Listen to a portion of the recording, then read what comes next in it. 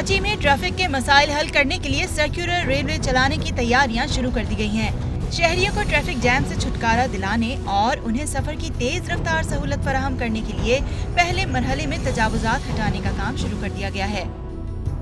2-3 जगह पे बहुत बड़े एक जगह जंक हैं, लेकिन कई जगह पे थोड़े थोड़े वो हैं। इनके हाउस होल्ड जो काउंट किए गए हैं वो 4653 थे पहले, और उसके बाद जो अब तक जो इंक्रीज़ हुए हैं वो 1000 और कुछ सौ हैं, जिनको हम कंसीडर नहीं कर रहे। राइट ऑफ वे को खाली कराने के हमने 2-3 बनाए हुए हैं उसकी मूव्स के।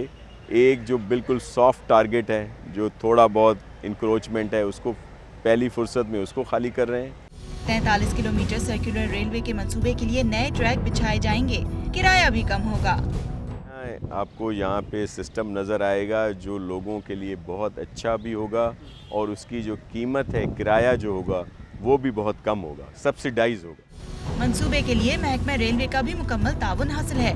फेडरल गवर्नमेंट इसके फुल सपोर्ट कर रही है, रेलवे इनको फुल सपोर्ट, टेक्निकल सपोर्ट या बाकी जो भी रिक्वायर्ड इंफॉर्मेशन है वो उनको प्रोवाइड कर रहे हैं। कोशिश गवर्नमेंट की है कि इनको जल्दी से जल्दी इम्प्लीमेंट करा दे, इसको शुरू करा दे कि कमिंग 3 इयर्स में, 3 साल में ये प्रोजेक्ट इम्प्लीमेंट हो जाए। कराची सर्कुलर रेलवे की राह में हायल हजारों कच्चे पक्के मकानों को गिराया जाएगा। ट्रैक के दोनों तरफ 48 फीट जगह खाली कराई जाएगी। मंसूबे पर 2 अरब 60 करोड़ डॉलर खर्च होंगे।